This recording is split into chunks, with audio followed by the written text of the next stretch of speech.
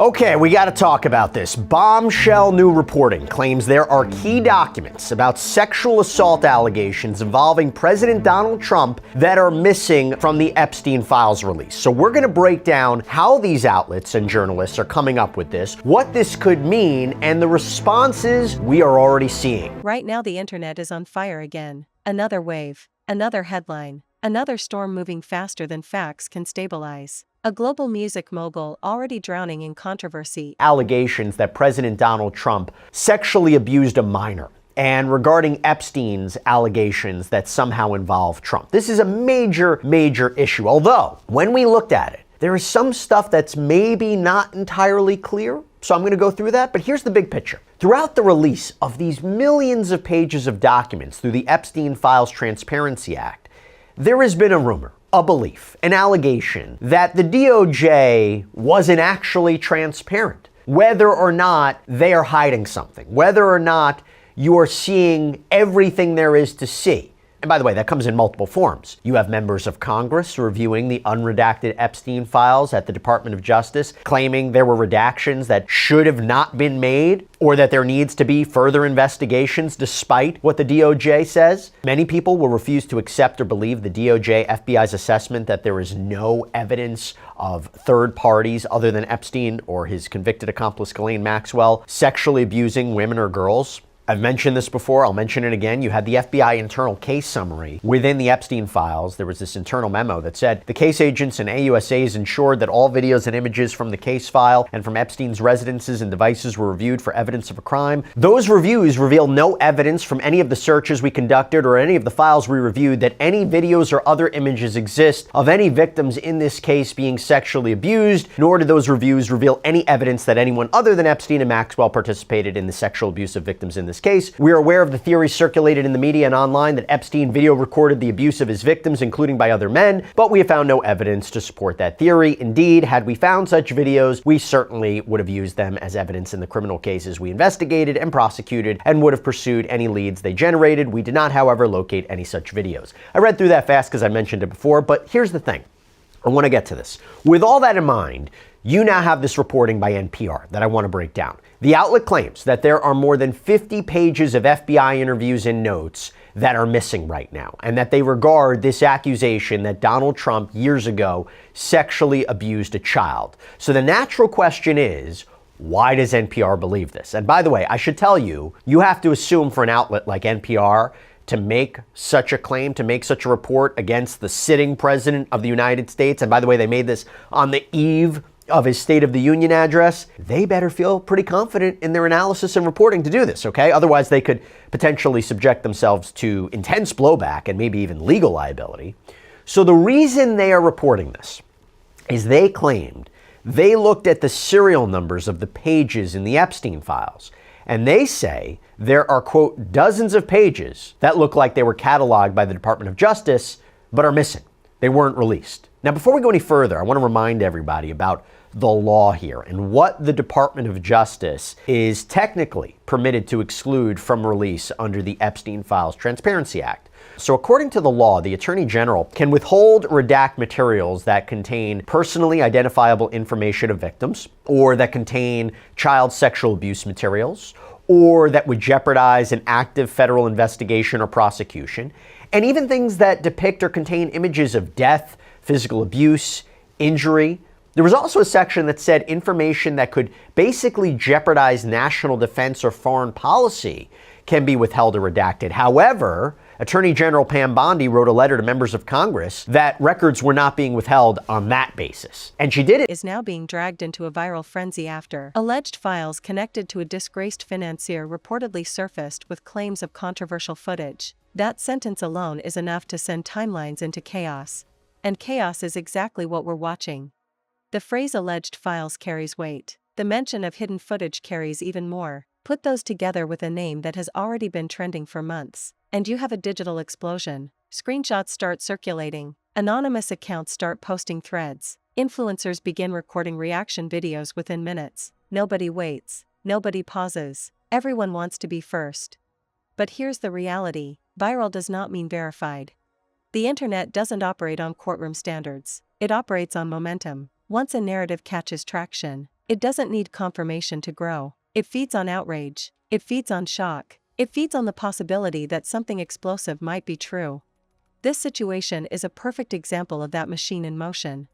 The alleged file indicate that records were being withheld on the basis of privilege, so such as attorney-client privilege or deliberative process privilege. That's basically the inner workings and thoughts regarding how a government agency comes to a decision. It's kind of like executive privilege. Now, Bondi also guaranteed that no records were withheld, quote, on the basis of embarrassment, reputational harm, or political sensitivity, including to any government official, public figure, or foreign dignitary. Natural conclusion would be if there was something embarrassing about the president, they're not going to withhold it. So the question is, as we go through this, if there were materials withheld, were they withheld under one of those other exceptions? I don't know. Let's go through this. I want to go back to the reporting from NPR. So NPR explains, and this is something we talked about in a previous sidebar, how the FBI compiled this list of accusations against Donald Trump. And the tips apparently came into the FBI's National Threat Operations Center. Now, the problem is, this was an issue of secondhand information and also an issue of there was no corroborating evidence to necessarily support these claims on the face of it. So, for example, you have this one, and this is the one that we're going to be focusing on. Redacted reported an unidentified female friend who was forced to perform on President Trump approximately 35 years ago in New Jersey. The friend told Redacted that she was approximately 13 to 14 years old when this occurred, and the friend allegedly bit President Trump while performing. The friend was allegedly hit in the face after she laughed about biting President Trump. The friend said she was also abused by Epstein. And by the way, there is a note that that lead was sent to the Washington office to conduct an interview. Keep that in mind. We're going to talk about that. But just to give you an idea about the other tips that came in, here's another one. Online complainant reported she was a victim and witness to a sex trafficking ring at the Trump golf course in Rancho Palos Verdes, California, between 1995 and 1996. Complainant reported Ghislaine Maxwell as the madam and broker for sex parties, clients of whom included Epstein, Robin Leach, remember Lifestyles of the Rich and Famous, and Donald Trump. Complainant reported participating in orgies and that some girls went missing, rumored to have been murdered and buried at the facility. Complainant reported being threatened by Trump's then head of security that if she ever talked of what went on there or who she saw, she would, quote, end up as fertilizer for the back nine holes. Now, there is a note there. Complainant was spoken to and deemed not credible. Additional research showed 3 separate incidents involving police which requested in mandatory psychiatric evaluations. So again, keep these allegations with a grain of salt. But there's also more allegations. One of complainant's ex-girlfriend's daughters told complainant Trump raped her, as did Epstein. Complainant reported Donald Trump participated regularly in paying money to force her to perform sex acts with him and alleged Trump was present when her uncle murdered her newborn child. Donald Trump, the president, had parties at Mar-a-Lago called Calendar Girls. Jeffrey Epstein would bring the children in and Trump would auction them off. Again, these are all allegations that came in, but you have serious issues of credibility, corroboration, not being able to follow up on tips. And remember, the DOJ came forward and said, quote, this production may include fake or falsely submitted images, documents, or videos, as everything that was sent to the FBI by the public was included in the production that is responsive to the act. Some of the documents contain untrue and sensationalistic are being described as containing controversial material. That word controversial is doing a lot of heavy lifting. It implies something damaging without specifying what. It creates room for imagination, and imagination online always goes further than facts. Some are claiming the footage proves long-whispered connections between powerful figures. Others are saying it's recycled misinformation dressed up as new evidence. Still others are pointing out that the mere mention of files linked to a notorious case automatically triggers emotional reactions, regardless of context. And that's the part people need to understand. When a case becomes symbolic of corruption, exploitation, and elite secrecy, any name mentioned alongside it becomes radioactive. It doesn't matter whether the connection is direct, indirect, or purely speculative. The public reaction is immediate. Right now, that reaction is massive. Clips with dramatic captions are racking up millions of views. Commentary channels are dissecting blurred claims against President Trump that were submitted to the FBI right before the 2020 election. To be clear, the claims are unfounded and false, and if they have a shred of credibility, they certainly would have been weaponized against President Trump already. Okay. I want to go back to the one that was apparently sent to the Washington office, the allegation that Trump had forced a child to perform oral sex on him. According to NPR, this allegation was different. This allegation was taken so seriously that it was included in an FBI PowerPoint presentation, and that the president, Donald Trump, was listed under the prominent names section. So there's two different allegations here. One, redacted stated Epstein introduced her to Trump, who subsequently forced her head down to his exposed private area, which she subsequently bit. In response, Trump punched her in the head and kicked her out. Date range 1983 to 1985. Redacted would have been 13 to 15. Here's a second allegation that apparently was taken seriously. Redacted remembered Epstein introduced her to Trump saying, "This is a good one, huh?" And Trump responded, "Yes." Date range roughly 1984, would have been 14. Now, we're going to get back to that second allegation a little bit later on. By the way, there were other names on this PowerPoint too. Bill Clinton, Leon Black, Howard Lutnick, Les Wexner. We've talked about them a lot on Sidebar. But NPR makes the point. Here's the big deal.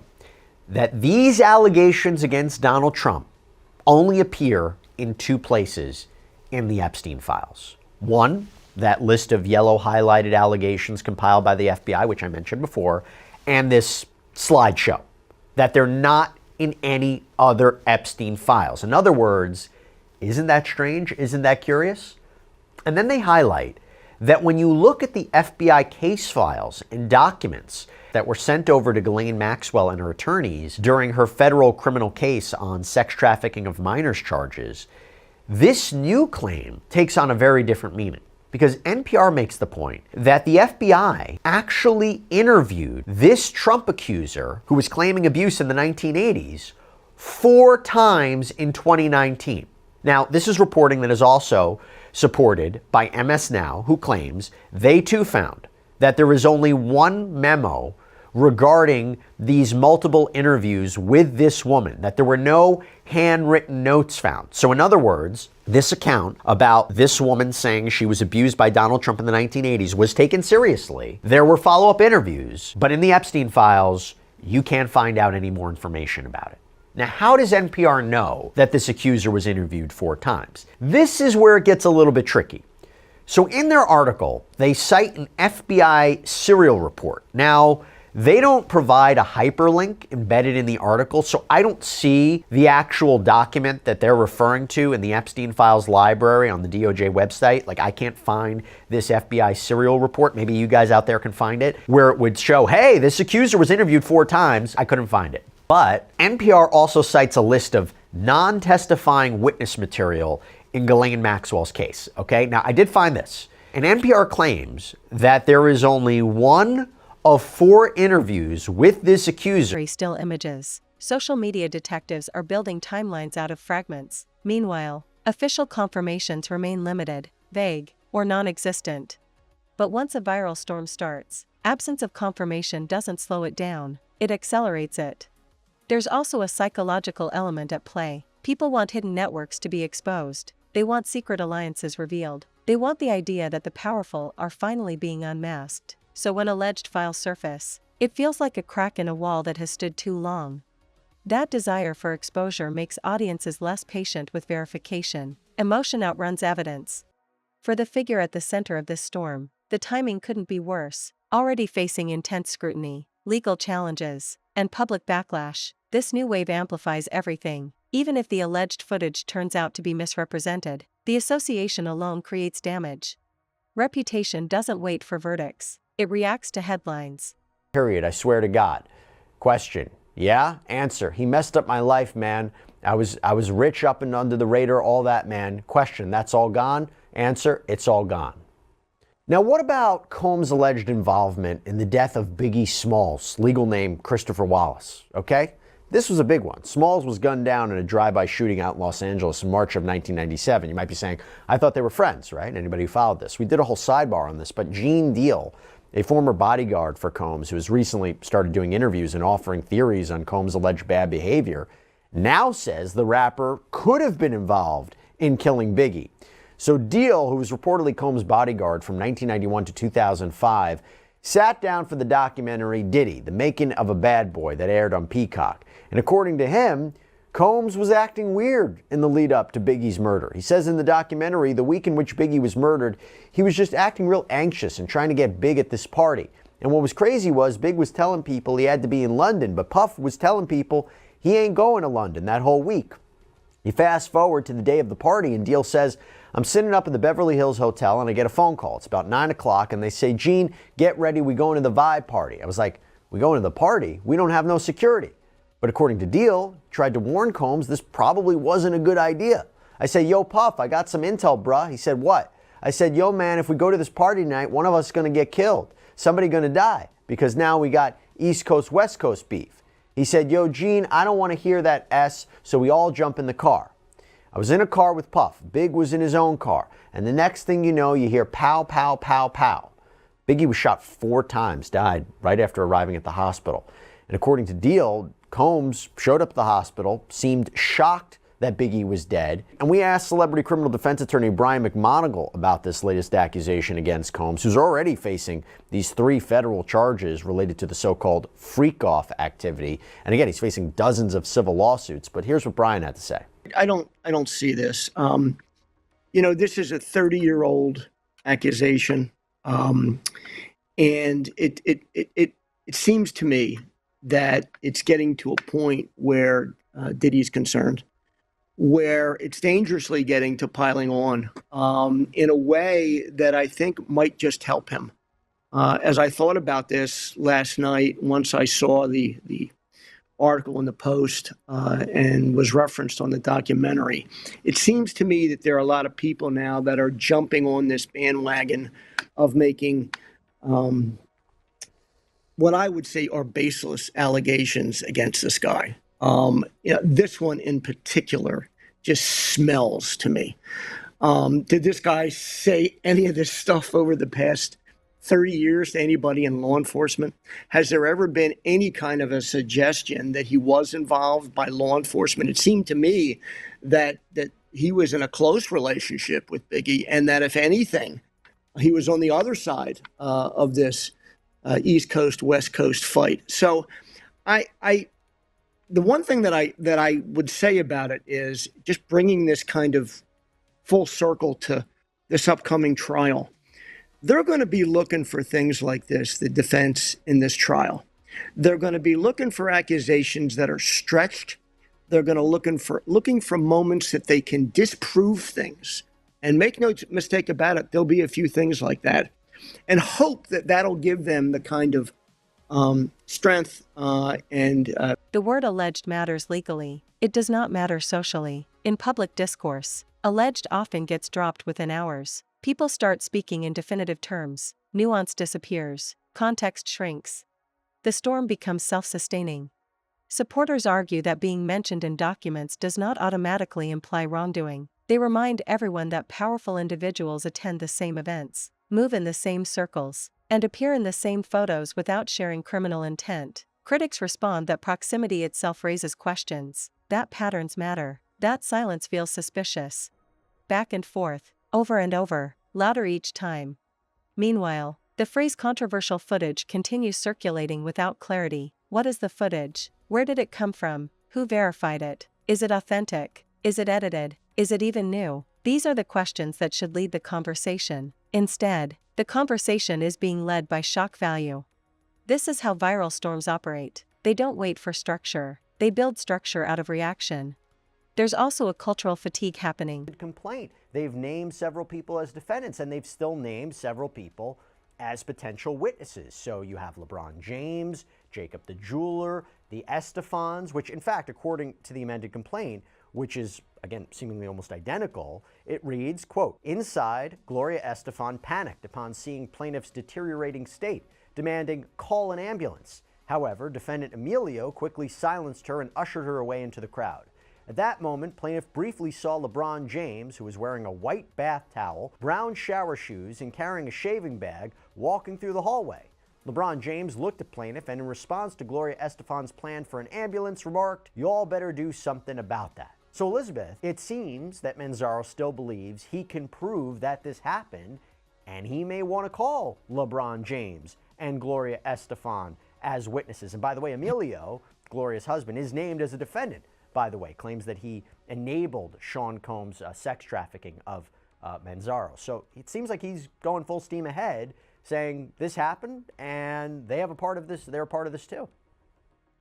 Yeah, he's definitely going full steam ahead. And I think the key thing about him still leaving Gloria Estefan as a witness is that, like you mentioned, Emilio Estefan is a defendant. So he's alleging that he engaged in wrongdoing. Whereas with Jay-Z and Beyonce, all he was alleging was that they were witnesses and this is what they saw. So I'm not surprised that he's still moving forward and still keeping in, Emilio and Gloria, obviously referenced heavily within the complaint, Gloria just as a witness. I was still a little surprised that he did leave LeBron James within the complaint, because from what I see, he's just an apparent witness. I don't think he alleged any sort of wrongdoing against him. No. He wasn't named as a defendant.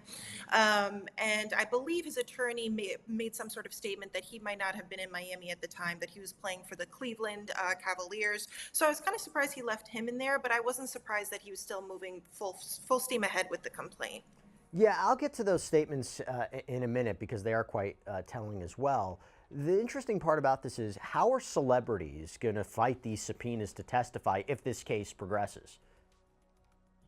Yeah, so assuming this case progresses that far, let's say to a trial, I don't think it will. But if it does, it is hard to negate or fight against a subpoena. There's different ways that you can do it. You can say, for a lot of people, they will say, the subpoena poses an undue burden, whether it's, in terms of my time or my resources or other things I have going on in my life.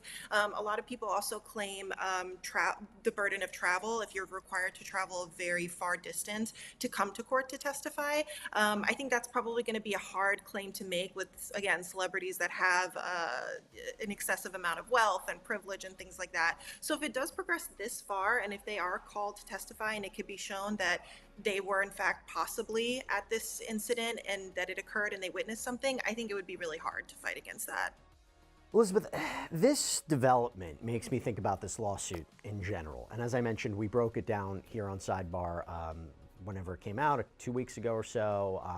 But here's the thing, it makes me wonder the strength of it, because talking generally about this lawsuit, a few days ago, Combs' legal counsel released a statement saying, "This complaint demonstrates the depraved lengths plaintiffs will travel to garner headlines in pursuit of a payday." The public has seen powerful men fall repeatedly over the past decade. Each case chips away at the illusion of invincibility. So when another name enters the orbit of a notorious scandal, people are quicker to assume guilt. Trust has eroded. But erosion cuts both ways. There's also fatigue with misinformation, with deepfakes, with manipulated narratives, with weaponized leaks. Audiences are caught between believing everything and believing nothing. That tension fuels even more engagement. For the individual at the center of this, the consequences are immediate regardless of ultimate truth. Business partners grow nervous. Associates distance themselves. Silence from former allies becomes noticeable. Every past interaction gets re-examined under a harsher lens. Why do alleged files ignite such intense fascination? Why does controversial footage travel faster than verified information? Why do people share before checking? These questions matter because this cycle repeats constantly. No sane person reading this complaint could credit this story. Mr. Combs looks forward to having his day in court, where these lies and the perverse motives of those who told them will be revealed. And that is very consistent with how he has been denying almost all of the allegations, or all of the allegations in the civil lawsuits that he's been facing. And of course, he's facing criminal charges, has been denying them as well. Looking forward to his day in court to fight those. But I have to say, Elizabeth, after reading this suit, I myself have some issues with this complaint, and I want you to sort it out for me. Like, for me, I'm reading it, it didn't seem clear from the complaint. And you and I both know that when you file a complaint, there needs to be a level of specificity, a level of particularity for it to survive a motion to dismiss. And it didn't seem clear to me why the plaintiff, Manzaro, was allegedly targeted and what his connection to Combs was. You wonder if certain aspects of this account are maybe too fantastical to be credible. The idea that his doorknob to his home was laced with some sort of drug that knocked him out, that he was in and out of consciousness, that he was drugged but remembers certain details, including that he was dragged to the Estefan residence at about 12:30 a.m., very specific. I mean, what do you think about the claims overall in this case, particularly now that we're talking, two big celebrities are no longer named in that, and it makes you question the strength of the case? Yeah, I agree. Again, like I said, I think this definitely chips away at the overall case slightly. And it was a little bit confusing when I was first reading through the complaint. What is this person's connection, apparent connection to Diddy? Because a lot of the lawsuits that we've been seeing that have been filed, that or allegations that have been talked about in documentaries or things like that, the person was either maybe in Diddy's entourage, they had worked for him, they had known him in some capacity. Here, it's not really clear. The issue of celebrities being dropped, a lot of the claims that were made, like you said, are very fantastical. So it does provide a little bit of doubt. But I will also say, when all this stuff about Diddy first came out, a lot of people didn't believe it. And this first civil lawsuit that I think spawned all of this, Cassie's lawsuit against him, a lot of people didn't believe her. And it wasn't until months later, they ended up settling that suit, but it wasn't until months later when that video came out of them in that hotel hallway, I think did the general public start to see, okay, maybe there's more to the story than we believe. And even in the indictment, when, the famous references to freak offs and thousands of bottles of baby oil, all of that seemed ridiculous. But the more and more time goes on, the more allegations we're seeing, the more possible credence there could be. So it does seem like a really fantastical complaint, but based on what we've seen so far, you never know. It's a great point because it seems to me, I think a fair argument, at least my opinion, is the defense in his criminal case hasn't shied away from there might be a lot of bottles of baby oil and that the sexual encounters he had were called freak-offs. They're just providing different explanations for what they are. But talking about a lawsuit like this, could it be successful? Could it move forward if you just have Manzaro testifying? Let's say you don't have surveillance footage. Let's say you don't have photos. Let's say you don't have text messages. Can it survive based purely on his account, him taking the stand? Another layer here is timing within a broader climate of distrust toward institutions. Many people believe powerful figures operate under different rules, so when alleged documentation surfaces, it feels like confirmation of suspicions they've carried for years. That emotional validation makes the storm harder to calm. At the same time, history shows that not every viral accusation withstands scrutiny. Some collapse under investigation, some morph into entirely different stories, but the initial impact often lingers longer than the correction. For the central figure in this controversy, this moment represents another test of resilience. Public opinion has already been volatile. This adds fuel to a fire that was never fully extinguished. Silence can be interpreted as strategy. It can also be interpreted as avoidance. Speaking too soon can inflame the situation. Speaking too late can appear evasive. Every move becomes calculated. And while that calculation happens behind closed doors, the internet continues spinning theories in real time. The key word in all of this remains alleged. Until verified evidence is presented and evaluated properly, everything exists in a cloud of speculation. But speculation is powerful. It shapes headlines. It shapes conversations at dinner tables. It shapes how future updates will be received. The viral storm shows no signs of slowing yet. Clips continue circulating. Commentary continues escalating. Audiences remain divided between those demanding accountability and those demanding proof. What's undeniable is the intensity. When controversial footage is rumored to exist within files connected to one of the most infamous cases in modern history, the reaction is never going to be quiet. It was always going to be explosive. Now the world watches to see what comes next. Verification or debunking, statement or silence, escalation or correction. Until then, the storm rages on. And in the age of digital outrage, sometimes the storm itself becomes the story.